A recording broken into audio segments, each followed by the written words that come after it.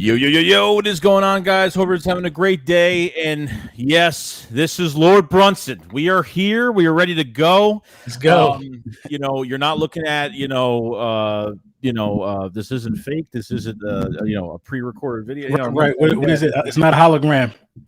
It's not a hologram. It's not a mirage. So everybody's got to, I reached out to Lord Brunson and to jump on and, kind of go over kind of what the Eagles have done this offseason, kind of go over maybe the draft a little bit. And obviously we have 1 month until training camp. So LB, what's going on, man? What's going on, man? Nothing much, man. Excited, you know what I mean, about the direction that the team is going in. I'm excited about the additions to the team. Let's talk about it, man. It's a lot to discuss. We've been seeing some pretty cool videos. I don't know. I'm pretty sure you've seen them. Nolan Smith's work ethic. A lot has been talked about. Jalen Carter and if he's in shape or does he have a high motor? I think a lot of questions are being asked without even putting on the pad so far, man. Yeah, I mean there's a lot either with certain positions right now and obviously with free agents or maybe trades that the Eagles can make with 4 open roster spots. I want to know, and I appreciate everybody being here. We have 265 people between both chats right now. We're streaming from both channels right now. And I do appreciate everybody jumping in tonight. Yes, sir. So last year, I want you to talk about, I'm going to ask you about Jalen Hurts' progression and obviously getting to that Super Bowl, kind of going through that whole thing with the Super Bowl and everything. Just Jalen Hurts in general, like what you thought, how he progressed last year and what do you think is going to happen this year with him? So, as it pertains to Jalen Hurts from what I saw last year, it's no secret that I personally was expecting, but, I would be lying to you if I said I thought that he was going to go all pro. I thought that he was going to take us to the Super Bowl. You know what I mean? I thought to see a better passing performance from Jalen Hurts for sure, just with the additions of A.J. Brown and just A.J. Brown alone. I thought to see, a natural jump when you got that type of firepower on the outside. But then A.J. Brown ends up having a career year. Devontae Smith ends up having a career year. Your offense looks, unstoppable the first 2 quarters of football for a large part of the season, putting teams away early. You know what I mean? Things of that nature. It was, as an Eagles fan, Jalen Hurts made it easy for me. I went to a lot of games last year, and I was chilling by the fourth quarter. You know how many people hugging and embracing. Yeah. So, what I saw from Jalen Hurts was, a franchise guy that's deserving of the money, a guy that's, willing to block out the noise and put his best foot forward just to show you on the field. It's not about him talking so much about what he's going to do. I see a guy that's ready to show. And at the age of 25, I think he is right now. He's kind of locker room, man. You know what I mean? He has, veteran players looking to him for answers like Fletcher Cox, Brandon Graham. These are already Super Bowl champions.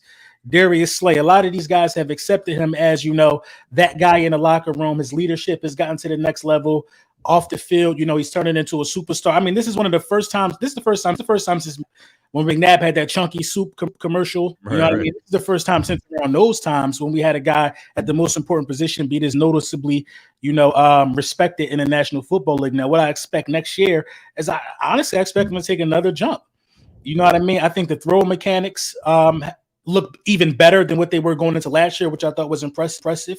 The way he slows down the game, comfortability, being in the same system for 3 years, so to speak. Brian Johnson not going to change too much. We hired in-house. I'm looking for Jalen Hurts to, have another all-pro-ish type season. Yeah, no, I agree. I think even going into last season, even like in the offseason last year, I mean, I was saying, like, if he could play at least 20% better than he did the year. I mean, really, all I want to do is give Jalen Hurts a chance last year, and really, he just. I mean, I think they aggressively built around him. I mean, if you compare Carson Wentz to Jalen Hurts, I think they built around. Hurts so much better. I think they've been more aggressive around him, and I think they trust him, and obviously getting guys that. Obviously, getting Devontae Smith and getting guys that either he's played with or he's associated with. I think that's been a big help in his game, and obviously trusting his receivers and everybody really trusting him. It's been one of the most important things. I'll be honest, I didn't expect him to have the year that he had last year. I mean, I said 20% better, and he played 95% better. And that's a huge jump. And obviously, it comes to the coaching and everything else. But I think it comes down to Jalen Hurts' work ethic, going forward. So. I think that's I agree. And, in terms of Carson Wentz, though, I think it was coming for Carson. You know what I mean? I think Carson just had to show him a little more leadership rather sooner than later. You know what I mean? If Carson Wentz could have passed the mental test of Jalen Hurts being drafted, not affecting him so much, I think the weapons were coming for Carson Wentz because Howie Roseman was still there. He was slowly putting pieces together, and I think when he had the Carson Wentz departed and we took that big cap hit on, I think that's when Howie Roseman went to a new level in terms of wanting to show people that still build this roster. So I'm trying to figure out too, like even during that time, like I feel like when you draft a quarterback in the second round, which I wasn't not a fan of the player, it wasn't the player, it was just like you're already paying a quarterback and you're going to invest in a second round pick that should be on the field already. So I mean, a lot of people weren't happy with it, but I mean, sometimes these things happen. Do we, is there something going on behind? Was there something going on behind the scenes? Did they, maybe there's something going on with Carson at that time, and they just knew something was going to happen. Carson got beat out physically and mentally. I mean, mostly mentally, and Carson's been gifted two other really pretty good offenses with the Colts and with Washington. I mean, he was gifted two pretty good offenses on a silver platter, not having to beat anybody out for a job or nothing like that, and completely failed. And Hurts just, the outside noise is just irrelevant to him. Even the Marcus Hayes stuff from the other day. I saw your tweet the other day. Yeah, they're kind of with the insecurities, and I mean, I don't know why he has to kind of put it in that. I don't know why he can't. Like, right. You know what I mean? Like. But this is the thing with that though. Like and in some weird way, I understand where he was going with it. You know what I mean? I think the say was Jalen Hurts just he works so hard to mask the things that he's not elite at. Yeah. You know what I mean? But that's everybody though. That's everybody. Think about it. Tom Brady works so hard at being elite from the pocket because he ain't athletic. You know what I mean? Right. He's basically a sitting duck with elite game from the pocket. Drew, the same way. Everybody does these things. Everybody works extremely hard, you know what I mean, and try to be the best that they can at certain things. So, it can outweigh the other things. So I don't know why it has to be negative when it comes to Jalen Hurts. And then when you're talking about the most insecure athlete in Philly, how could you not say Joel Embiid anyway? But that's another topic for, something else. Yeah. Yeah, no, I feel like even with that, I mean, everybody has like, something they want to work on. I mean, insecurities just makes it, I guess that word just makes it seem right. And that's how he kind of, because you associate insecurities with failure. Like if I say I'm insecure about something, you know what I mean? It must be something that I'm afraid to fail at. I just didn't see Jalen Hurts really fail at anything last year. So insecurity is just totally the wrong word. Yeah, no, I totally get it. We got King Vlad with the super chat says, I stopped watching a movie for this. Oh, I'm glad you're here. Yeah, thanks. Let me know what you was watching. I need a good movie tonight. I just saw The Flash last night. It was really good. So yeah, I went on like a full movie weekend thing. You know what I mean? I didn't have my daughters with me last weekend, so I saw Transformers. I saw The Flash. If it was out and it was new, I was seeing it. That was the type of weekend I was having. I like The Flash though. Yeah, it was really good. I mean, I don't think it's doing good in the box office, but I thought it was pretty good. So even going into this the off season. I mean, you had like 11 to 12 free agents on defense. You only had really two pieces from your offense really going between Samalo and Miles Sanders. Going into the draft, okay, who was your guy in the draft before really anything that happened? Like, who was your guy? My guy the whole time was Jalen Carter. You know, that was my guy the whole, mainly because I just know how Howie Roseman operates. You know what I mean? Like I just know the mindset of how he rose, and it's always going to be the trenches. And it was just way too many good defensive linemen on the board. It was good offensive linemen on the board as well. That high in the draft with 2 first-round picks, and you lost Hargrave. I just knew it was going to be a defensive tackle. You know what I mean? I was more of Mozzie Smith, to be honest. I thought Carter was out of the question for us, but my guy the whole time was Jalen Carter. I was warming up to Bijan though. I was on the B. I think me and Philly were on the Bijan train the whole entire time. And I even though I didn't think it was going to happen, I felt like if Carter was drafted before 10, I figured that I think they would have took a chance there. I think they would have took a chance on him, but it didn't happen. It is what it is. But Carter was second on my board anyway. Mm-hmm. Obviously, Will Anderson was up there, and there was no way they were going to move up to 3. I mean, what the Texans gave up was just crazy. So hopefully he pans out. But no, Carter, I wasn't really against drafting Carter at all. I mean, he wasn't seeing teams out of the top 10, and so you knew he was going somewhere. I think once he passed Seattle, I think Seattle was very realistic. He passed Seattle, I think, at 5, or I think it was 5 or 6. And I felt like, it was very realistic. And then you had to worry about the Bears. So, I mean, we actually sat in a pretty comfortable spot. They moved up. They gave up a small pick. So, I mean, even when he was drafted and how emotional he was, I felt like that moment really changed. I mean, obviously, when you get drafted, it changes your life. But I think being drafted to this team was a huge difference maker. Obviously with his teammates and Jordan Davis being that mentor, when they were at Georgia together. So were you worried about anything when it came to the outside noise of what was going on, or, his pro day that, seemed like he was, cramping, he was slowing up a little bit. He would gain 9-10 pounds. So if Carter was your guy, like what about the outside noise and all that you kind of, the outside really didn't affect me. The legal troubles are the legal troubles. I don't really know the ramifications of all of that stuff, but I'm pretty sure that's getting sorted out. But as far as him and his pro day and people saying he didn't look good at his pro day, I mean, having legal troubles will do that to you. You know what I mean? I like myself for remembering, especially talking to a lot of these guys personally over the last couple of seasons, they regular humans. So if anybody's going through anything, it can throw off, how they go about doing their daily activities like training and trying to get ready for a pro day. So outside noise didn't affect me though, man. But I just ultimately felt like if he wanted to get to where we know he could be, the Philadelphia Eagles will get him there the fastest.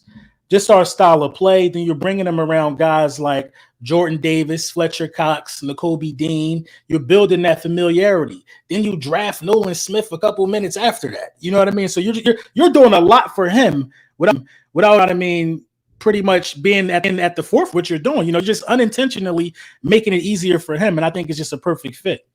Yeah, I think realistically, even with our defense in general, I think the biggest loss we really had out of free agency was really Hargrave. I think Hargrave was like the biggest loss. I mean, you need Jordan Davis to take that that big step this year. I mean, obviously got hurt. They signed Linval, they signed Ndamukong Suh, and then now it's even drafting Carter now I feel like he can have a big season this year. I feel like he's not one of those guys you're gonna have to wait like a year. Usually with these first round picks, I kind of wait after a year. Like I don't put too much pressure on them, but I feel like there's extra motivation, there's extra excitement. Playing next to Jordan Davis, playing, Nolan Smith being the building. Nolan Smith, comfortably we ended up getting him, and the different things that Sean Desai could do with him is going to be, that's why the linebacker core is going to be interesting too, because I want to see what they do with Nolan Smith and how much they put him in coverage, or maybe they put him as an outside linebacker. What packages do they have for him? So what did you think of Nolan Smith being drafted? I was against that one, man, to be honest. Yeah. I was totally against that one because I felt like he was too small. And that's due in large part to me being ignorant of a lot of college football, if you want me to be honest. I really pay attention to so much of it when it's time for the draft and when it's time to start looking at these prospects. When we drafted him, I looked into it. I still was like, all right, he's really good off the edge. You know what I mean? He, especially if he's on the boundary side, he covers so much ground. The dude of nature. Then I start seeing more videos on him. I start seeing his stature. There's a difference between being light and being small in stature. Like Smitty is small in stature, but he's stronger than what you think. Nolan Smith is kind of light, but he's massive in stature. So I think his game is going to translate well to the next level. I think it's a 75% chance that he ends up being the best rookie the Philadelphia Eagles drafted on the defensive side of the ball since Brian Dawkins. I think his potential is that high. Yeah, it could be. And like you said earlier, like he hasn't taken like the off season, he hasn't taken a day off. Like he went to Von Miller's camp, and then now he's working out with other guys now. So he's been working his tail off this off season. The way, and it's interesting enough, like he's got so much good athleticism. Like he's small, but he's he's got really good technique. Like he's right. And I think that's that's one of the biggest things too. So even with Nolan Smith now, like I'm excited to see how they use him, and I loved how they used him in Georgia. Like they lined him up like they had like a wide 9 on him, so like he would really go one-on-one with that tackle, kind of pick his poison, So I loved how they kind of used him for those matchups, and I'm excited for it. I don't know what we're gonna get the first year, but I'm pretty pumped. I mean, the player that he was compared to, he's playing with Hassan Reddick, the guys that he's learning from. So, I mean, it's a good time for Philadelphia right now. It's a good time for this defense right now. It really is. One thing that I think we got to change though as an organization is sometimes unleashing some of these guys. Man, Nakobe Dean should have played much more last year. And I feel like if Nakobe Dean, listen, we lost both the guys that were playing in front of him. That was coming. You know what I mean? We should have sprinkled some more Nakobe Dean in there, man, because I feel like if Nakobe Dean would have more experience, it wouldn't have, it's still going to be a small learning curve. We got to remember that. Maybe it's 2 weeks, maybe it's 4 weeks. I don't see it lasting the whole season where he's just trash, but it's going to like learning curve, and we could have eliminated some of that. But that's why I think you got to throw Nolan in there, bro. I think Nolan need to have just as many snaps as Brandon Graham off the edge. No, I totally agree. I think he need to have just as many snaps. You know what I mean? We definitely want him to be one of them ones. My guy Mike, what up? What's going on, Mike? Philly Talk Podcast is definitely high on Nolan Smith. He was telling me, dude. The one thing I was, because every reporter even on TV, like everybody was saying it's either going to be Nolan Smith or Jalen Carter at 10. I didn't want to draft Nolan Smith at 10. I thought he was like early 20s. I thought he was.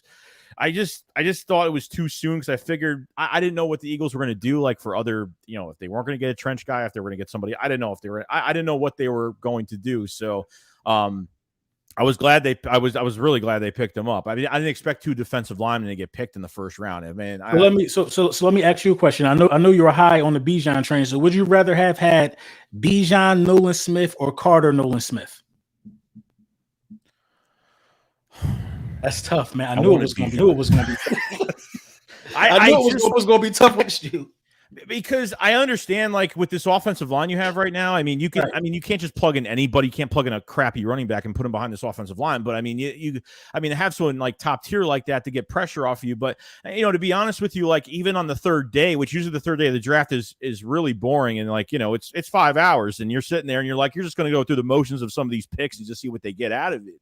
But after really going towards trading for, DeAndre Swift, for a 25 fourth rounder, which is like 25 fourth rounder, which is free, because really the biggest surprise of this draft was 2 running backs going top 15. I mean, these Jahmyr Gibbs was a big surprise for me, at least. I didn't think that was going to happen at all. So that was a big switch up in the draft as well. But I said they needed a running back. I said if they don't go after Bijan, they go after somebody else. I didn't think Dalvin Cook was really going to be, because of his money and everything like that. They don't want to put too much money to that position, so they go after Rashad Penny. They trade for DeAndre Swift. I didn't think they were going to pay Miles Sanders $6 million a year. They could have afforded it, but I think those 2 guys at 100% health are better than him, and I feel like. Yeah. I feel like they could be. I'm actually to see what Brian, Brian Johnson, how he's going to use both of those guys. I don't know, but Swift. There's a big difference, man, and that RPO read option, how that's going to look. It's really exciting, man.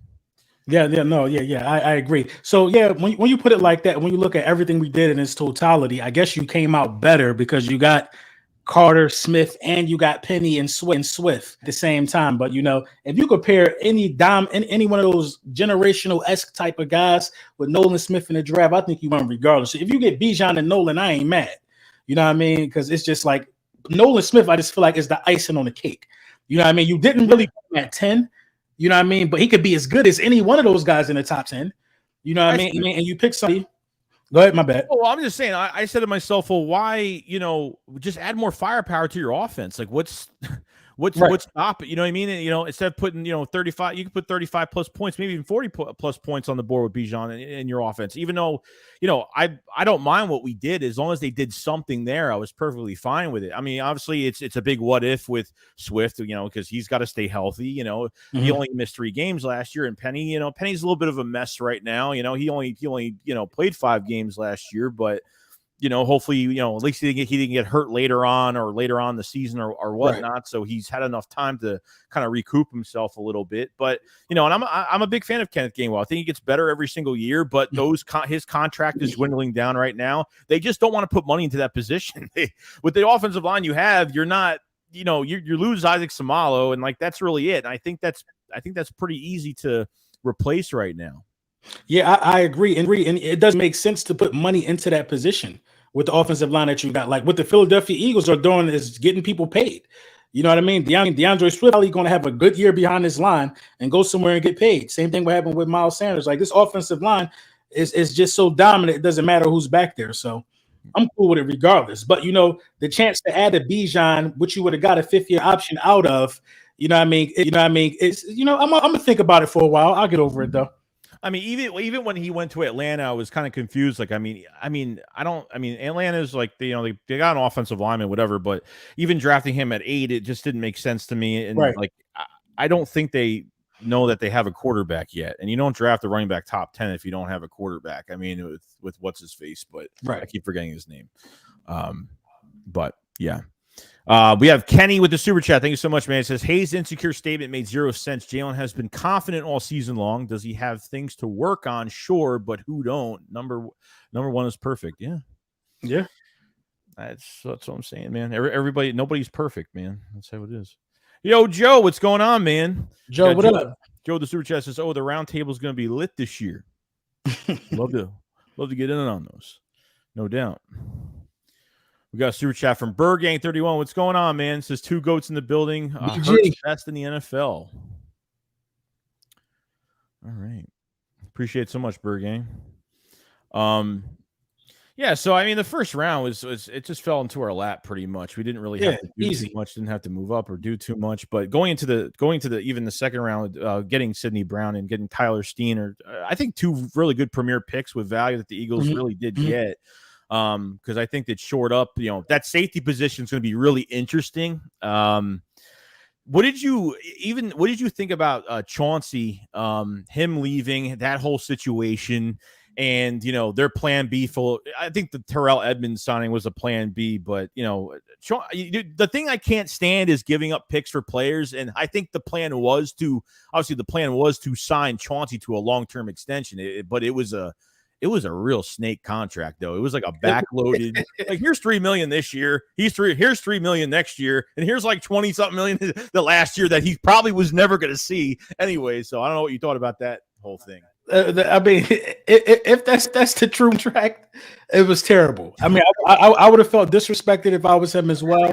But he has to understand that the safety position is turning into some way into the running back position. Nobody really wants to pay safeties right now, and just to even have a contract would have been, I wouldn't want to say it would have been a blessing, but it would have been, you really got to be at the top of your game to get paid that safety money, how they were getting paid 4 or 5 years ago. Yeah, man, the contract was terrible, man. That was like when Howie do something like that, because usually if Howie wants you, he's going to give you something that you can use damn near. You know what I mean? When Howie does something like that, he still got some questions, but he know you're worth keeping. So yeah, he got out of that. He got out of there. I would have loved to keep him though, but Sidney Brown, I think Sidney Brown got some things to work on. I was looking at his film not too long ago. Tackling would be one of my biggest concerns for Sidney Brown. He missed a lot of tackles in college, but he's a good ball hawk though. Edmonds, I think Edmonds is a good, like a good big nickel safety. We can use him in run support, things of that nature. But I'm putting all the chips on my guy Reed Blankenship. Putting all the chips on Reed Blankenship. I think Reed Blankenship is going to end up emerging as the safety for the future of the Philadelphia Eagles. I love what I saw out of Reed Blankenship when Gardner Johnson went down. And I got really high hopes for Reed Blankenship. I think it's like his position to lose for real. And I think we're going to see like a star emerge if he is a day one starter. Yeah, no, I was really happy with his sample size. I mean, he played really well. I mean, his coverage was a little, at times, but his tackling is A+. I mean, I think he's a contact safety. He loves to hit. I mean, I think he had for a sample size, it's really going to be now like, going into camp and just see what he could do. So, I mean, they added a lot of bodies. I mean, some bodies we know that probably aren't going to make it. Like, they had, Justin Evans, that's just a vet that's been hurt every year.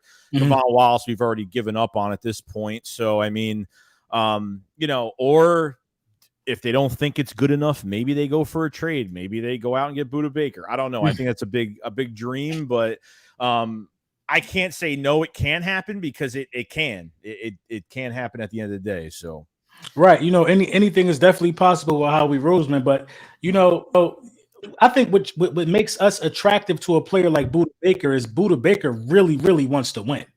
You know what I mean? Like, really, I saw like him crying to the locker room, like, yo, do your job. Like, I'm tired of losing.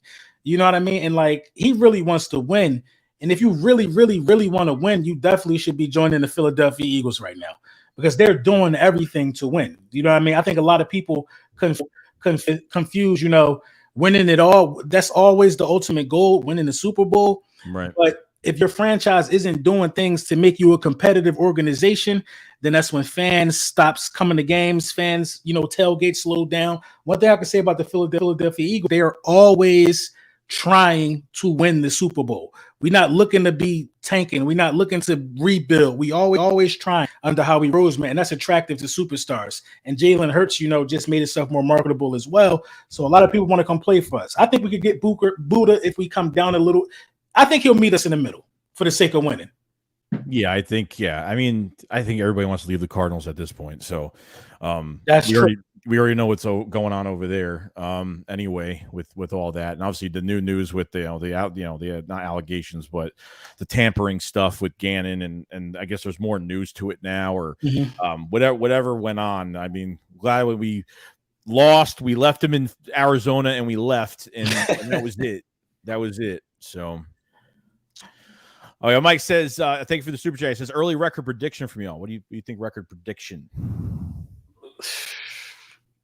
They said I was crazy last year. I wonder if they're going to do it again. Last year I said like 13. I think we're going to win like 12. I think we win at least 12. You know what I mean? So what have us at 12-5? Yeah. So yeah, I think we win 12 games this year. Yeah. I said 13 last year, and I said 14 if they really 14 or more if they really surprise me, but I think they win 13 this year, so we're pretty close. I mean, I can't even. I see. The thing is, I don't like doing schedule predictions because so much stuff happens within a season. I mean, it's just for the fun of it, but it's a tougher schedule this year. I think we know that. So I mean, we're gonna have a lot on our plate this year, and I think they can handle it. I think they'll be good to go. You know what I mean? Everybody's got to stay healthy all year. Anything transpires the way it is, I think we'll be good. We got Tyrell Young with the super chat. Thank you so much, man. It's an excited first time to see the Birds play in person in LA this season. About to be lit. I agree. It's going to be crazy. I'm going to be at that. Definitely. Yeah, offensive line wise is going to be interesting too, because now, I mean, I think throughout OTAs now, this is without full pads and all that stuff that's going on right now. Is Tylersteen was obviously the blind side left tackle for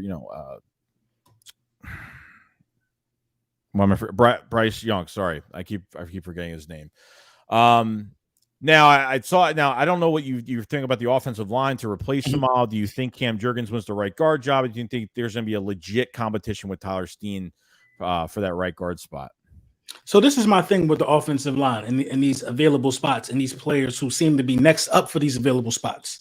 I'm terrified of moving Cam Jurgens to right guard. Terrified of it because what if he ends up being so good that we end up needing a new center? You know what I mean? Situation, yeah. Exactly. Landon Dickerson.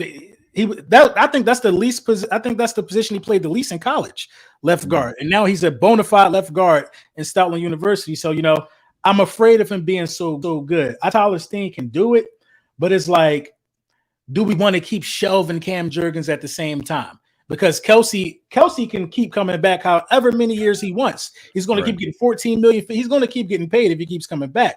You know what I mean? I think Kelsey is like in his prime now. I'll give it to Jurgens. I would give it to Cam Jurgens because Cam Jurgens has shown me in a small sample size and looking at some of them in college, the ability to get to the second level and just be a force. When you got guys like Cam Jurgens getting to the second level, along with Kelsey, along with Landon Dickerson, all of it happening at the same time with a guy like Swift and Jalen back there, you could get some of the plays of the season. So I'll give it to Cam Jurgens. Man, I was against it at first, but after thinking about it, like, we're trying to win a Super Bowl. Cam Jurgens is more talented. Let's put as much talent on the field as possible. Well, last year, if you remember last offseason during, I think it was training camp, last year, this is like before Kelsey got the orthoscopic surgery in his elbow. Like, he was supposed to play right guard next to him last year. He was supposed to really? work. He was supposed to get work in at right guard last year. And then when Kelsey was out, and wasn't going to come back for the first game of the season, that's when Jurgens went to center. And I mean, Kelsey don't lie. Obviously you're not going to throw players under the bus, but I feel like I don't know what's going to happen with him. You know what I mean? Kelsey, I think Kelsey only came back. I mean, really, they lost the Super Bowl. So I feel like if they won that Super Bowl, I think he would have retired. I have a good feeling. And I think, obviously he stayed because this offense is still intact right now. I mean, you didn't lose much. What did you lose out of this offense? You lost a right guard and you lost a starting running back. Other than that, I think two are very replaceable. I'm not really worried about it. And really anything that Jeff Stoutland does, I really don't complain about it too much. If you could turn a rugby player into a future Pro Bowl player, I mean, it's just, I think he could just do almost anything. Howie Roseman doesn't even look at offensive line. I mean, literally, it's Jeff Stoutland takes care of that and gives all the information to Howie at the end of the day when it comes to the draft. So Tyler Steen's very interesting too, because not only can play left tackle, right tackle, but can play, has the physicality to play right guard as well. So, I mean, I think they're going to cross train a few guys here and there. I really don't know who else they have. They got Trevor Reed, that's an undrafted free agent that from Louisville. That's actually not that bad. I mean, like 328 pass block attempts. He's only given up like 3 sacks in college. So really, it's really not that bad at all. So, I mean, they'll bring in more bodies once training camp gets here. But, yeah, I think offensive line is perfectly fine. Obviously, if Lane Johnson's only here for a couple more years, and he's another guy that really needs to stay healthy between, constant, 2 ankle injuries in 2 seasons. And then he played better on the torn abductor, obviously. So, I mean, he shut down on that injury. I mean, he did a great job.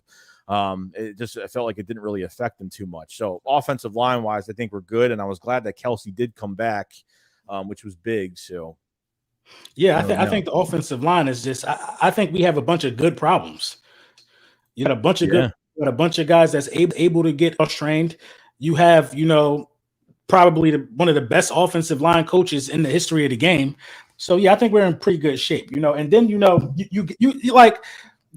I want to give the correct answer. What do I think about the offensive line? I trust Stoutland. That's basically what it boils down to. You know what I mean? That's my answer. I trust Stoutland. He drafted Steen. I like what I see out of Steen on tape, but Stoutland must have loved it. He drafted him. You know what I mean? So, I trust what Stoutland is going to do. But if I had my guess, Cam is going to start in that right guard spot. Yeah, the Dillard situation was a weird one when they drafted him because it was like a heavy defensive draft, and then they just took him. I think it was like 21, 22, whatever.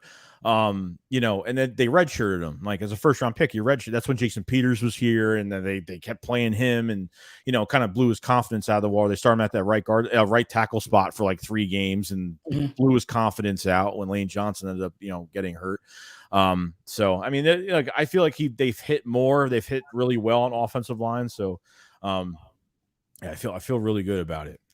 We got 579 in the chat right now between both chats. Appreciate it so much, guys. You guys have it. Definitely subscribe to both of our channels, like both streams if you guys can. Do appreciate it very much. Yes, and sir. Appreciate you, LB, for definitely coming in today.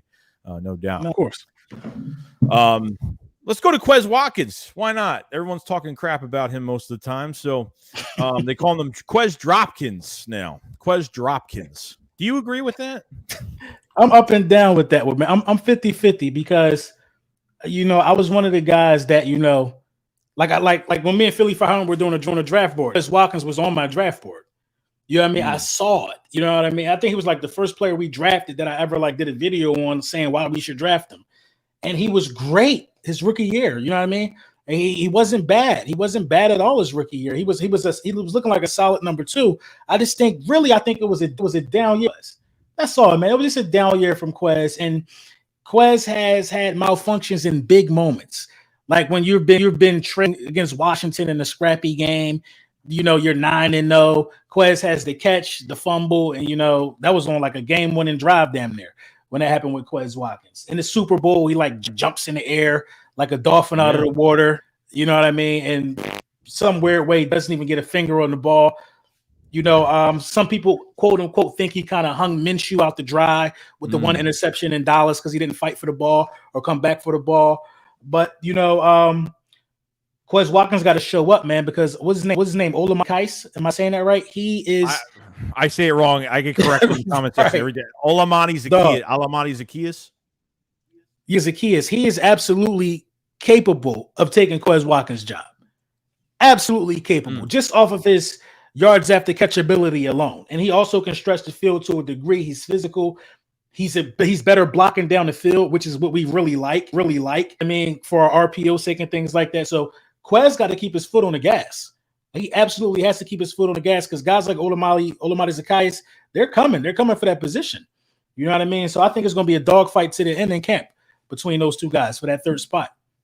Yeah, plus Zaccheaus is a pure slot as well. Right. He's a pure slot guy, which, and he had his best season last year over 500 yards, 2 touchdowns in a really crappy Falcons offense. So he played really well. I think they can end up using both of these guys maybe, but yeah, there was always these trade rumors for Quez. And what I really didn't get last year was that, beginning of the season, it was good. He was great. And then the fumble with the Colts, with the fumble at the Washington game. And then I think it was after that Pittsburgh game, he had that, we didn't find out to the end of the year because I didn't hear this during the year last year. They had a grade 2 shoulder sprain.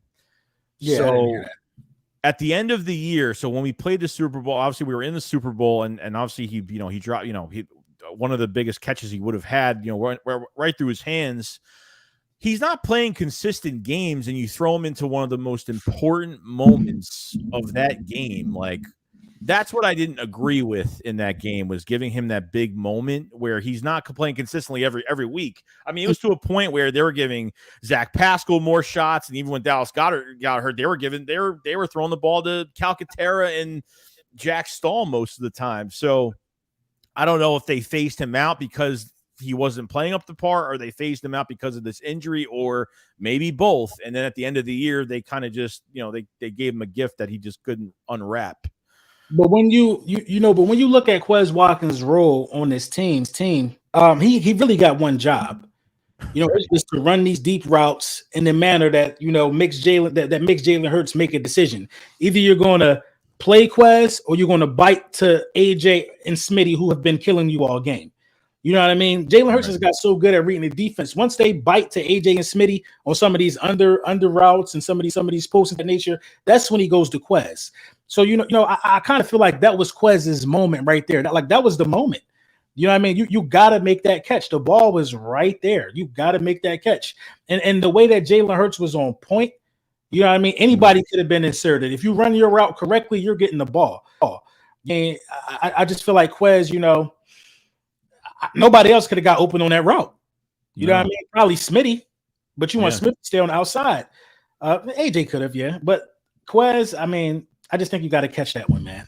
That's your job. Your job is to catch these bombs. You are talked about as being the fastest person on one of the explosive offenses in the league.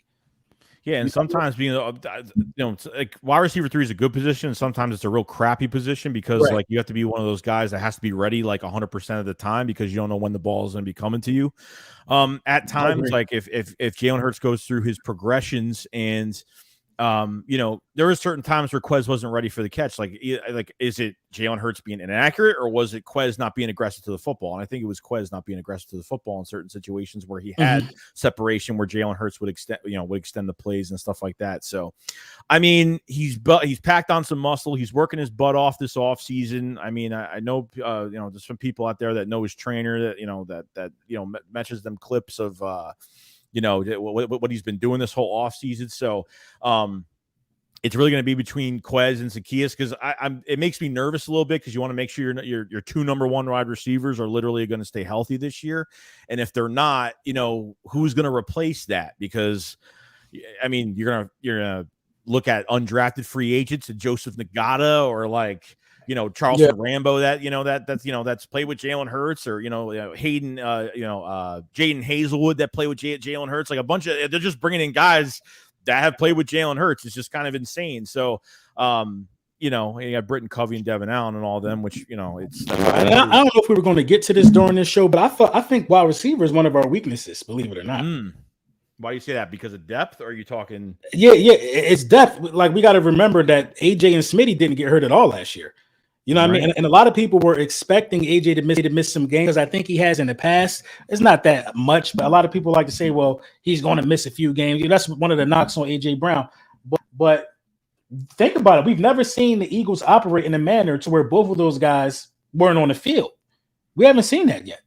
Yeah. So, I really thought about, with those 4 open spots left, I guess we're going to talk about that. I really thought about addressing wide receiver spots if you could. You know what I mean? Like a nice, solid vet. Like you don't have to go like give me a guy that I could think of. Like I would have liked the Adam Thielen, you know what I mean? But he's on a different roster. Just like a guy like that, like an Adam Thielen, like a short-handed guy. Julio Jones, maybe. No, right. I would have loved the Julio Jones. You know what I mean? Play Brown. He's not really looking to be the man. He's looking to contribute. Because when you think about the wide receiver position, you're only as good as your third best wide receiver. Look at the best, the best guys in the league. The best teams in the league passing wise. The Bengals, they have a strong 3. Washington is coming along. Their guys are looking stronger and stronger each game. The Dallas Cowboys added some depth. I wouldn't say that they have a 3 yet, but the Bills had a 3 for a while with Gabriel Davis and things like that. And then what comes to kind of bite us, in the ass, so to speak, in the Super Bowl was R3 not taking advantage of his opportunity. You know what I mean? So imagine if that was a Julio right there. That's a catch. Well, dude, look at that's a catch. What were the two? What were in that Super Bowl offensively? What were the 2 positions that produced the least? I would have to go with probably running back. Yeah, and the wide receivers cooked, but so you really see wide receiver. They did their job. Yeah, what did the running backs do? They did. I mean, they didn't do it. Nothing. They put Jalen Hurts in a position to step up to the plate and say, well, this is about to be a firefight. Yeah, what did Miles Sanders can complain all he wants about not getting more opportunity, but what did he do in 7 carries? Well, he had 7 carries for. Did he fumble on his first touch? I mean, I don't think it was the fumble. No, the dump off pass where he just. I don't know. I thought he fumbled like in the first possession or the first touch, the first series, something like that. But regardless, he didn't do enough to stay on the field. You know what I mean? And that's why Kenneth Gainwell and other running backs had to step up. But the running game for sure. Jalen Hurts was more effective on the screen. I mean, on the option routes than the running backs were with the ball in. So yeah, running back. And what's interesting now, even with these running backs now, like even with what I feel like even Steichen has done a lot. It did a good job for this offense. I couldn't really complain about a few things. Maybe there was didn't run the ball at Miles Sanders enough in the first half of some games. They didn't. They barely gave him the rock. I mean, obviously this is a pass first offense. The offense goes through Devontae Smith, AJ Brown, and Dallas Goedert. That's who it goes through. Now with Brian Johnson, and then the last time he was an offensive coordinator was in Florida, and he really liked getting running backs involved in the passing game. And I feel like you have the guys that you can get in this passing game. Swift is like he can cut on a dime, get speed up to 100%. Penny could be your finisher. He could run through the tackles so well. And both of these guys have given us problems when they're healthy over the years. I mean, there's no doubt about it. Even the first game, against the Lions. I mean, Swift had some good runs last year, but I feel like getting these, Miles Sanders was different for me because I felt like Doug really utilized him right. Especially his rookie year. I loved how they used him as a dual threat running back. They had him in the passing game a lot. And then the next 2 years were either injuries, drops, fumbles. And then Nick I don't know. He just likes Gainwell a lot more in those situations. I mean, even for red zone, they use Gainwell a lot more. Even though Miles had over 1,000 yards this year, I felt like Gainwell was more favored at certain moments, or I would say more trusted in some aspects. But yeah, and I agree with that. And in terms of Super Bowl, if your running back can't catch, what good is he on the field in the firefight? right. Man, that was a firefight. You're a liability unless you're blocking. I'd rather have you out there running routes. You know what I mean? So the Miles Sanders thing, I knew he wasn't going to get paid, Right. but I was chomping at the bit. Since we're talking about running backs, I was really peeking at Derrick Henry, man. I would have did it. I was really peeking at the Derrick Henry thing. Yeah, no, I mean after that, the tweet came out from what's his face from Ninja Warrior. I forgot his name. That tweet came out, and we, oh yeah, I mean, there could have been a phone call. Who knows? I mean, I think they were calling around the league maybe to see what they, would. I mean, Madison from the Vikings. I think the Eagles were really trying to go after him the last 2 years. Mm-hmm. And obviously he's staying there now. So. They did their homework and stuff, but there's two positions they don't want to pay. They don't want to pay anybody at linebacker, and they don't want to pay anybody at running back. You're getting Rashad Penny for $600,000 for the year. It's peanuts, pennies at this point. But Brian Johnson, I think that's one thing the offense was missing, getting the running backs involved in the passing game. When you look at a lot of these busted plays or a lot of some of the best Jalen Hurts throws, they were due to like a lot of free rushers running at him. We were horrible at having out routes and outlets and checkdowns for Jalen Hurts from guys that could really actually when the ball is in their hand. So I think Brian Johnson that's going to take this offense to the next level. No, I totally agree. We got super chat from our grave. Thank you so much, man. He says, if we can keep AJ or Smitty in 2 years, who you keeping? If we could keep AJ or Smitty in 2 years, bro, I don't even want to do that, bro. I don't even want to do that. You got to think about it, bro. They both like 25 and under. Yeah. Rather with Smitty like 23. Yeah. Yeah, Smitty's 23, AJ's 25. I mean, they both gonna be here in 2 years. So you got to ask me that when it's getting close to somebody to depart. I mean, if it's up to me, I'm keeping. I mean, it's tough, but I got to keep Devontae Smith. He was drafted here, man. You got to keep the homegrown talent in Philadelphia. Yeah, because Smitty will have the 5th-year option. Right. But AJ is like T.O. reincarnated. I don't know. It's tough. That's tough. AJ staying here is going to depend on Jalen Hurts. Like that conversation is going to go on. Like AJ Brown's got a big contract right now. So when that contract's up, who knows if he comes back for a little bit less of a who knows? But if he's playing like this, it's going to be really tough. Breaking Mike Quick's receiving record, and I mean, just what he did, just his first year here is just insane. I mean, I feel like he's easily for another 1,200 yards, easily. Yeah, there's no doubt. Devontae Smith hasn't even. I don't even think he's reached his peak yet. I mean, I don't even think he's there yet, to be honest. Because really think about it, like the beginning of the season last year, like they used him on the out route slants, like they used him on the little things. Like they didn't really attack with Devontae Smith and AJ Brown at the same time. I think once Dallas Goedert got hurt, they really started utilizing Devontae Smith a lot more and a lot better. I don't think he's reached his peak yet, man. Devontae Smith is just on another level, dude. He's not even there yet. I mean, he just needs more opportunity. I think at the end of this year, I think he'll have more yards than AJ Brown. I think AJ Brown will have more catches. I think Devontae Smith will have more yards. I think there's going to be a different year for Devontae Smith this year. So you think Devontae Smith is a bona fide top 10? Yeah, I mean, you really can't argue with it, especially the fact that he's in the top 10 in multiple categories. Like he's in the top 10 in yards. He's in the top 10 in receptions. And that sounds like a top 10 wide receiver to me. Yeah, dude. Like I feel like it's just gonna get better from here. Like last year, I think he had a lot of missed opportunity, not because of him, because it's just who they're giving the ball to. But I feel like they could do a lot more with him going to next year. So we'll see. Yeah, so really going into now, even going into training camp now, even with some of the competition groups, linebackers interesting too, because obviously going into this year, Nakobe Dean was already on the table to start. I mean, we already knew that.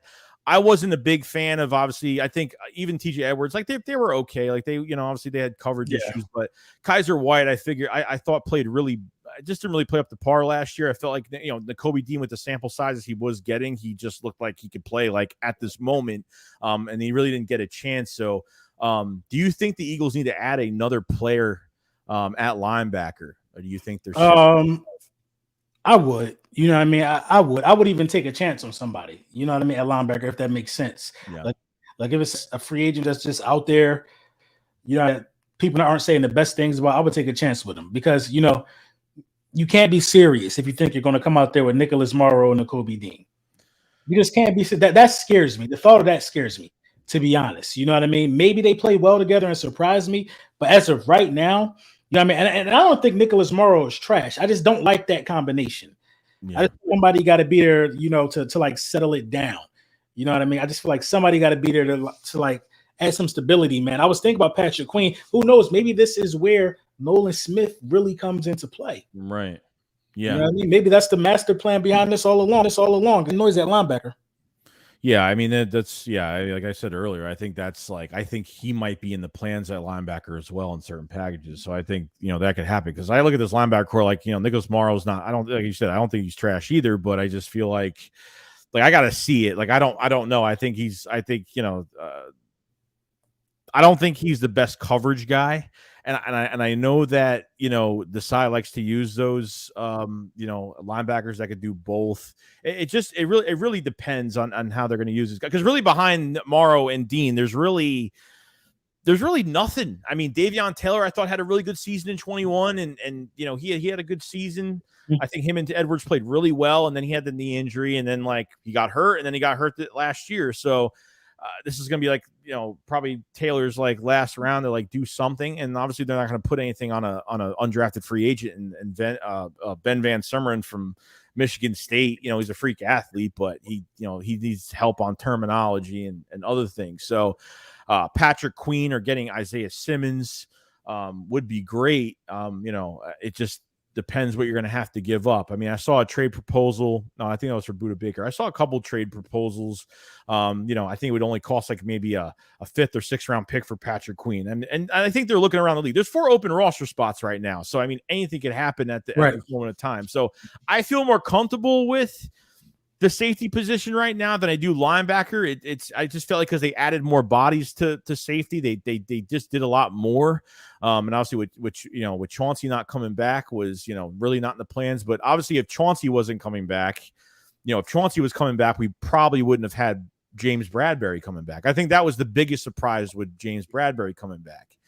I wasn't even really a big. I liked the signing last year, him being a number 2, but I didn't think he was going to play that well. He gave up over 800 yards the year prior with the Giants. He hasn't been a Pro Bowler since 2020. I mean, I didn't think he was going to do well. So, the corner position is obviously going to be something to look at. We're set at corner, obviously, but we need that depth.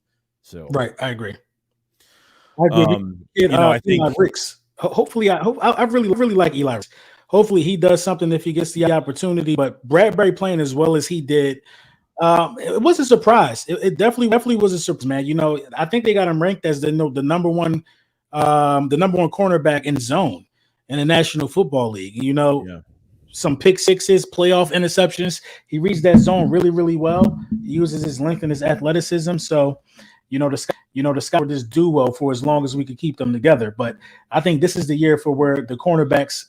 Some of the younger cornerbacks have to show something. Like Zach McPherson got to show something. Kayvon Wallace, I know he's not a corner, but it should be some opportunity there for him safety as well. Just because second order, if anything, unless we're keeping Kayvon Wallace around as some type of special teams ace. I think he improved last year, though. I think the sample size is just too small. But I think it's more question marks on the defensive side of the ball for sure versus the offensive side of the ball. We need somebody at linebacker. You know what I mean? Right.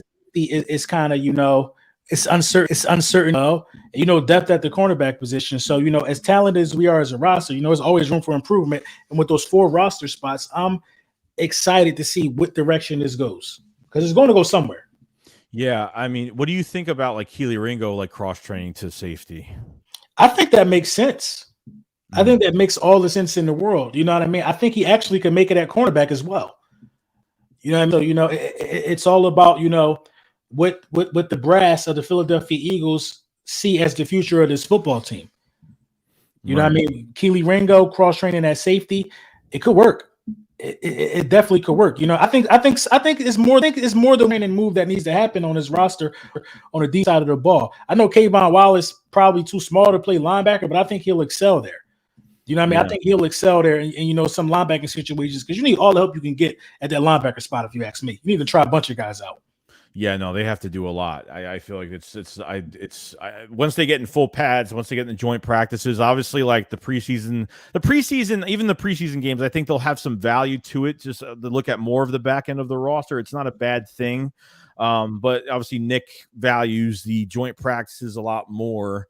So they'll be going against the Colts and they'll be going against obviously the Bears in the off season. So yeah, I feel like there's definitely I don't think the team's perfect.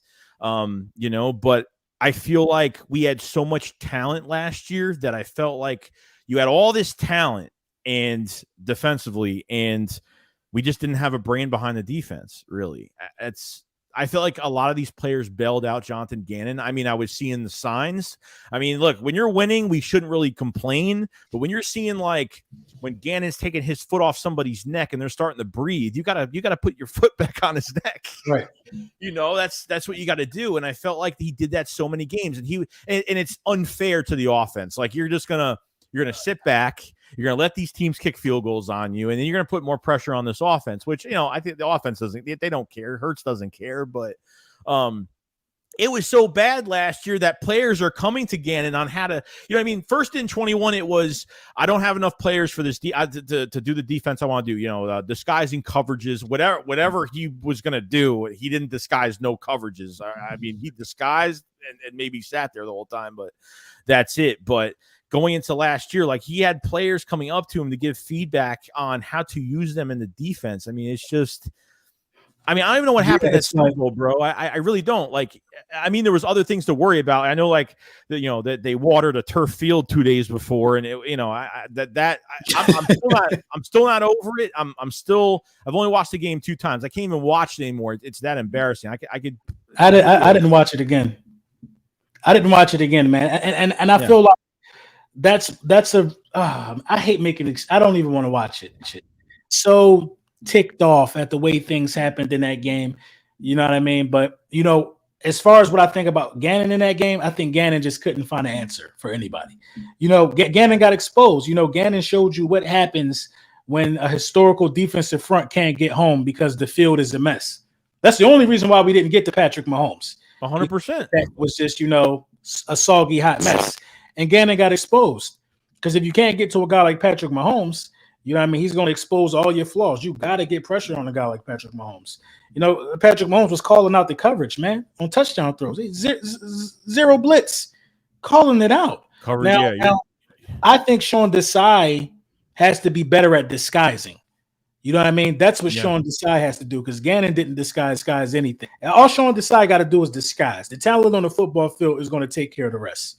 You know what I mean? His job isn't very hard. You got a couple young guys you want to keep motivated and develop in terms of Nolan Smith and Jalen Carter. But all he has to do is disguise. Disguise, keep some of the terminologies the same. And need I say it again, disguise. If he tries to overthink this, it could be bad. Yeah, you can't get beat on the same play 2 times. I mean, you just can't. Plus our special teams have been horrible. Say what you want about it, but I don't know why Michael Clay's still here. I don't know. And look, I wasn't against Britton Covey doing punt returns, but I think it was more than Britton Covey. I think it's blocking scheme. I think it's just a certain guys he has on the field. I don't know. You can't get beat like that. Cover 0, you have no safety help, and you're literally just you can't do that against Patrick Mahomes in the red zone. You can't do it. He was outplayed. He was just outplayed. And I think the good thing about Sean Desai is in 21, when he was the Bears defensive coordinator, I think he was top 10 against the pass. He was top 5 in sacks. He was bottom 10 against the run. So he didn't really have good personnel that year against the run. But, he was a Vic Fangio apprentice for a few years, right by his side. He was a defensive quality control guy for a few years before he became the defensive coordinator for that team. So this is the best roster he's going to have probably in a while. And I feel like I mean, what he says is great. Being a violent defense, getting into quarterbacks' heads, mentally, physically, creating ways to get, pressure on quarterbacks, like great things like that. It's awesome to hear. But like I said, we have to see it. It can't get worse than last year. I don't think it can get worse, to be honest. Especially situationally, it can't get worse than last year. We were horrible situational defense. But when you have guys that are as talented as the guys that we had, you're still going to win. When you got Hassan Reddick being unblockable, you know what I mean? That stops a lot of what offense wants to do. Because think about it like this: on that play where Hassan Reddick knocked out Purdy, somebody was wide open going across the field. Oh yeah. Yeah, Hassan Reddick was just able to get there and do his job. That's talent right there. The defense matches Jonathan Gannon. Jonathan Gannon is not a head coach. Doesn't have this much talent. So the size job is easy, man. The size job is easy. I mean, you don't even run one stunt. No, I mean, every time the Eagles ran a stunt, they got a sack. I think it was almost every time they ran a stunt, they almost got to the quarterback every single time. It's just, there just wasn't any creativity. They were playing just basic, like, they're just good enough to be out there and just, you know what I mean? Like there's no creativity with the defense. And that's right. This is like, man, you got to bring it, man. It should be funner to bring it when you got the defense that's talented. Yeah. No, I mean, Gannon came from, he was even with the Vikings as a defensive assistant, and I don't think he'd even disguise coverages the whole year. Like, what was he disguising? I mean, like when you played Washington and they have Slay 8 to 10 yards off the ball against McLaurin, and he's got to sit there and wait for he's got to wait to react to McLaurin on the break of his route. Like McLaurin's running at 100%, and you have to sit there and wait. Like that's what I don't get. Like you have two corners, you have two gifted corners right now that can play physical, that can play in your face. At least try to get a wide receiver off his route. I mean, push him around something. I mean, you're letting tight ends and receivers off. That's what really annoyed me. It just annoyed me. Even we were winning, it still annoyed me, and it bit us in the ass, and at the end. So. That's what I thought. So we got Durant's with the super chat. Thank you so much, man. I say Lord Brunson, Philly 500, Joey Shakes, and Philly Mike. In no particular order are the guys that listen to my Philadelphia Eagles info and opinion. Thanks, fellas. I'm going to keep. Appreciate so much, Durantski. So much, man. I think I'm missing something. Got a super chat from Bobby Babinski. What's going on? He says, I'm confident in what we have, some faith. Everyone keeps wanting to add someone. Let them play it out. Still have money in trade deadline if needed. Yeah. Yeah, I mean, I'm like, I don't want to be that guy. It's like weakness, got to sign somebody every time. Like, I'm not sure. Like, it might be a wait and see approach where, like, let's get the training camp. Let's see what these guys could do. And obviously, Howie Roseman will have control of this. And they'll say, okay, this, they'll have their meetings after every practice. Say, okay, I don't think this is going to be enough. So it could be. If it was up to me right now that I think they're going to do, if they're not going after a linebacker, if they're not going after a safety, I feel like they sign Yannick Ngakoue. I feel like they're going to add another pass rusher. I think theoretically they could. I mean, Yannick, I remember a few years ago when he was leaving the Jags on that franchise tag, and he was posting Philly cheesesteaks and Reggie White and Trent Cole pictures, and like he wanted to play with us so bad. But this defense is, compared to what we had that year, is way better now, especially on the defensive side, defensive line. Yannick is a great player. Obviously, we lost on Leonard Floyd, we lost on Frank Clark. I think Clowney's still out there, and I think it's Yannick Ngakoue. So, I add another pass rusher, because when you really think about it, your starters right now, and obviously I'm not going to say this is the depth chart, but you'll have Reddick, Graham, you'll have Nolan Smith, Josh Sweat, then you'll have Derek Barnett. Keep forgetting he's on the team. Right. And, have that third rotation, add another guy opposite of Barnett if you have to do that. So, I mean, I think Yannick could be very realistic. Why not add another pass rusher? They did it when Jordan Davis went down.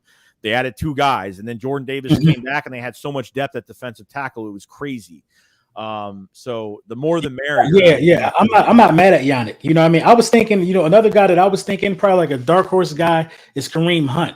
He's still out. We've been wanting him for a long time. Yeah. We've been wanting Kareem. I know we got a lot of running backs right now, but I can still see the Philadelphia Eagles strengthening a position they believe in having multiple good guys at, like, defensive line or running back or something like that. How much stock are you buying in Christian Ellis? Forgot about him. Yeah, I mean, I think it was after the Pittsburgh game where I think they really need to improve on special teams, and then they moved Ellis up after that week, and he was making tackles all over the place, special teams wise. He was doing a really good job, and then he got some attention during OTAs. Obviously, it's not full pads or anything, but he got some attention. Hey, you never know, like. You know, the Eagles have done really well with like out of no name players like coming, like obviously Reed Blankenship is one name, you know what I mean? TJ Edwards was a name too. He was undrafted, you know what I mean? But Schwartz didn't use him enough. He flashed, they never used them, you know? So there's always those guys, you know, coming in. So Ellis, you know, you never know what you have. So I feel like it will be a wait and see approach with that and see what happens. I mean, the special teams it's got to get better. You know, like I know on punt returns, they had Covey, they had Watkins, Zacchaeus was on there, which is good because I could see him doing that as well. Because I mean, I'm not really a big fan of Boston Scott on the kick returns too much, but obviously that punter that we got is very interesting. Tyler Zettner, Legatron, they call him. Mm-hmm. And the guy could kick like 60 something yards. I mean, he's so good. So I feel like Aaron Sipos has got to go. It's like, you know, both those punters we had were just atrocious. I feel like they need to, you know, it might not be important, but you know, special teams is look what it did in the Super Bowl. It's damn important. You know what I mean? Yeah. If we can get good field position as much as possible with this offense, that should be easy points. If we can force some punts. When's the last time they had a good kick return and a good punt returner? I think Boston Scott. Yeah. Boston Scott last year? Yeah. I think in the playoffs or something, Boston Scott gave us a good return. A good kick that like pinned them deep in the 5. I don't think that happened all season last year. I think realistically, a consistent, like really good special team, like returner, we haven't had a consistent guy probably since Josh Huff on kick return. Probably. Yeah.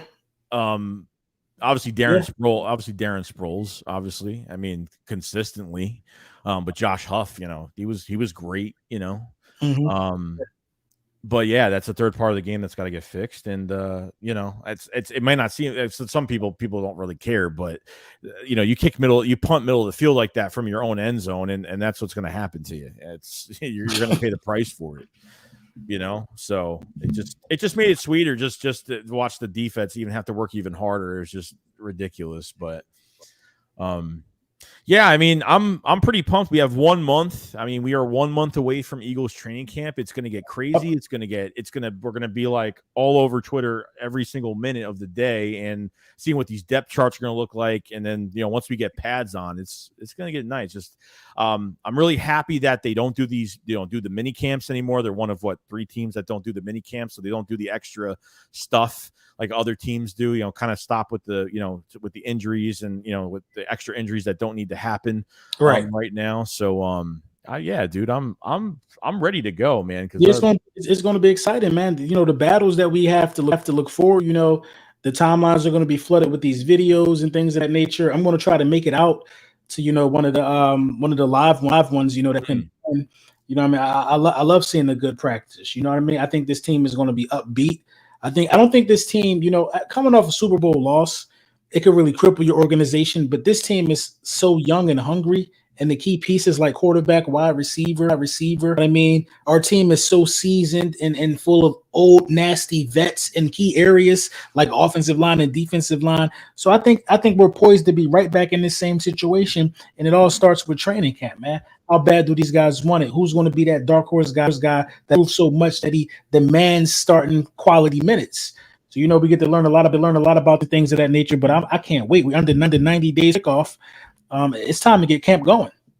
Yeah, no, I'm excited. Like like Terrell Edmonds had a podcast interview, like I think it was like last week, and he talked about like, you know, what's being said in the locker room going into this year. And, you know, they talk about the Super Bowl, like, you know, certain players, you wouldn't name who, but certain players talked about the Super Bowl a little bit, and guys have a chip on their shoulder. Guys are pissed off. And I think you have the players and the coaches to keep that energy. Like obviously guys coming out, you know, teams that come out of Super Bowls don't necessarily have great years. Most of the time they don't. Some of them do. It just really depends. But with a weak conference as it is this year, but I mean, it doesn't matter if it's a weak conference. Your schedule is your schedule. You got to win games on your schedule at the end of the day. So I think Jalen Hurts keeps, you know, I think he's a big reason why, you know, everyone, you know, there's just a culture here that it's going to keep this thing wide open for years. This is the golden years of the Philadelphia Eagles right now. This is like, I mean, you're not even the cap hits for your quarterback right now are just like it's a joke. Like everybody, how many people before Jalen Hurts got paid? How many people told you like, oh, wait till you pay your quarterback? You're not gonna make. Or at the beginning of the offseason, you're not gonna make any moves. Remember, you're not gonna make any moves. You got too many free agents in your defense. Remember, like, it was crazy. You know, you got to think about. We just went to the Super Bowl. Roster didn't get worse. I think they got better. Honestly. That's the main thing. We didn't get worse. You know what I mean? Usually when guys go to the Super Bowl, a bunch of guys leave. You know what I mean? We didn't get worse. You know what I mean? And we're poised to be right back in that same situation. And if you got a defensive coordinator that has a friggin' pulse, great. And that's just an added plus to your roster. So I agree. Yeah, I mean, other than that, I mean, that's oh wait, am I missing something? I think I am. We got Donald Shipley. Thank you for the super chat, man. Says, glad you two guys did this. You guys are two of my favorite creators. Would you say Saul or bust if we got Baker? What's Saul? Saul?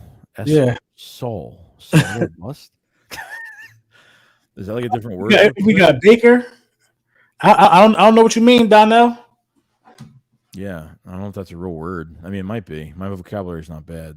No, not great. So, I mean, if it's a good, maybe he's just saying if it's a good move or not. Will it work out or will it like? I think it absolutely works out if you get Buda Baker. I think if you get Buda Baker, you're going NFC Championship game. That's where you're going. If you get Buda Baker, at the minimum, you're going to be playing championship football again. Yeah. No, yeah, it's a huge upgrade. I mean, yeah, if they sign him, it's he'll get a big extension. There's no doubt. They're saying if we get Buda Baker, is it Super Bowl or bust? Oh, yeah. I ain't gonna lie to you, man. If you got Buda Baker, AJ Brown, Devontae Smith, Jalen Carter. Yeah, if you get Buda Baker, it's Super Bowl or bust. And I hate saying stuff like that, but that you're just stacked beyond.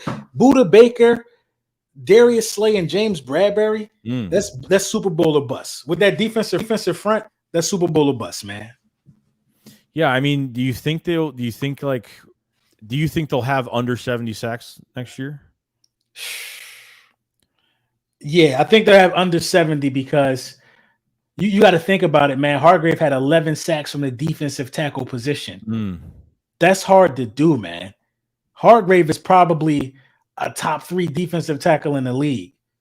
Yeah. So in order for us to get above 70, Jordan Davis and Jalen Carter got to be ready, trained to go from the beginning.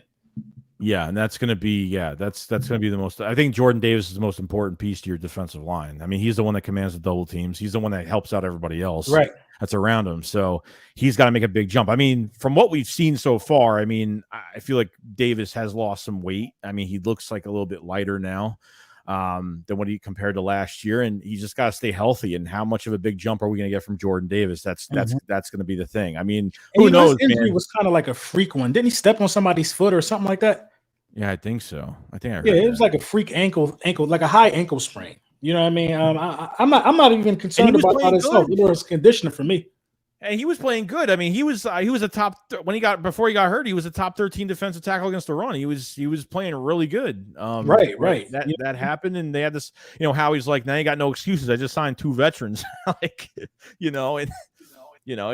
just crazy, man. Like it's just Howie Roseman's just we'll just add more players if that's the case. But I think he's really important. I think I want to see what happens with Nolan Smith and Jalen Carr, like how this first year is going to go for both of them, and just how it's going to roll. Like, I want Nolan Smith to get as much opportunity as possible to be the defensive rookie of the year. That means to be on the field a lot. Yeah, I agree. So I mean, other than that, that's pretty much it. I mean, we got a month of training camp, and we're gonna be ready to go. Anything you need want to say? Anything you're doing on your channel?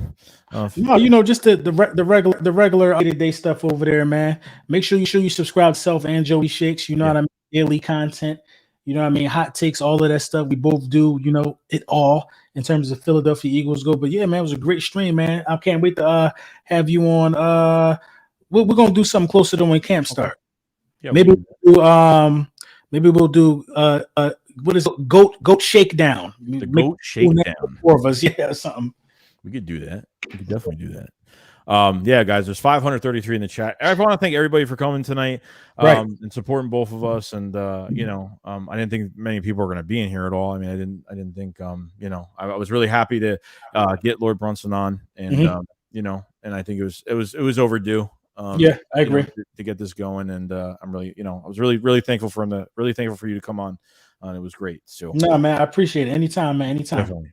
All right. You guys have a fantastic day. We'll come out more news in the coming days, and training camp is on its way. So, guys, have a great day. See you guys in the next one. Peace out, guys.